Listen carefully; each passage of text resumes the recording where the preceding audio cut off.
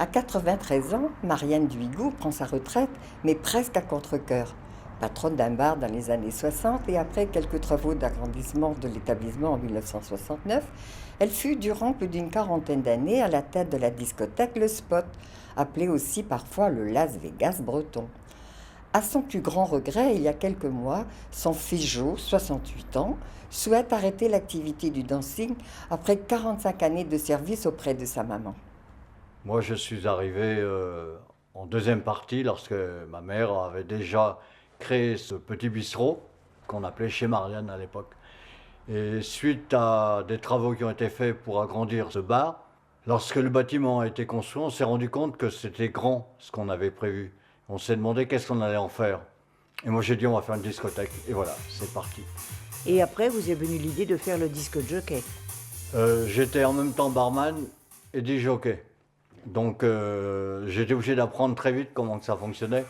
Et on a même, on avait pris beaucoup d'avance en fait dans ces années 70. On avait acquis des techniques que la France n'utilisait pas beaucoup, les mixages au tempo, des choses comme ça. Dès les années 70, on avait compris ça. Grâce à des rencontres qu'on avait faites de DJ américains, anglais, brésiliens, enfin des gens qui nous avaient montré le chemin. Donc, vous étiez où dans la discothèque? À la porte, recevoir et faire la loi. Recevoir, je recevais plus que je faisais la loi. Au départ, j'étais pas tellement, j'osais pas trop, hein. J'avais quelqu'un avec moi qui connaissait beaucoup les jeunes, quoi.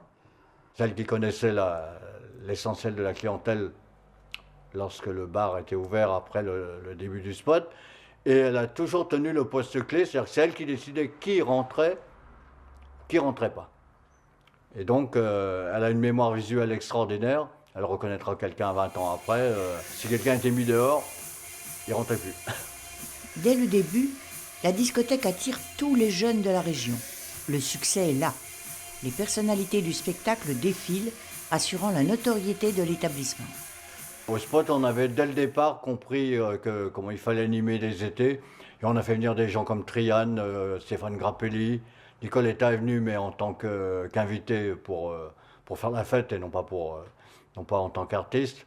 Il y a eu beaucoup d'artistes bretons. Il y a eu les Sargodec, qui sont venus toutes les trois, qui ont passé une soirée avec nous, qui ont chanté, qui ont dansé avec nous. Il y a eu énormément de monde dans les années 70. Et depuis que la discothèque a fermé, vous avez eu des regrets de la part de vos clients? Certains sont revenus Oui. vous voir? Oui, et j'espère que ça va s'ouvrir. Tu verriez toutes les lettres que j'ai eues. J'ai eu des coups de fil, des lettres de partout. Il est vrai que pendant plusieurs dizaines d'années, l'ambiance du monde de la nuit à Spézet était comme nulle part ailleurs. On pouvait se permettre de faire des choses qu'on ne pourrait plus faire maintenant. Des ambiances, par exemple, de folie, mais de folie où vous ne maîtrisez plus vraiment votre ambiance, tellement c'est joyeux, c'est fou. Maintenant, vous faites attention à ça, parce qu'il faut toujours encadrer ce que vous avez entre les mains quand vous faites une soirée. Et il y a une époque où on pouvait se permettre de ne pas faire attention à ça. C'est mon regret. J'ai beaucoup de souvenirs, de beaux, de mauvais, mais de beaux j'en ai.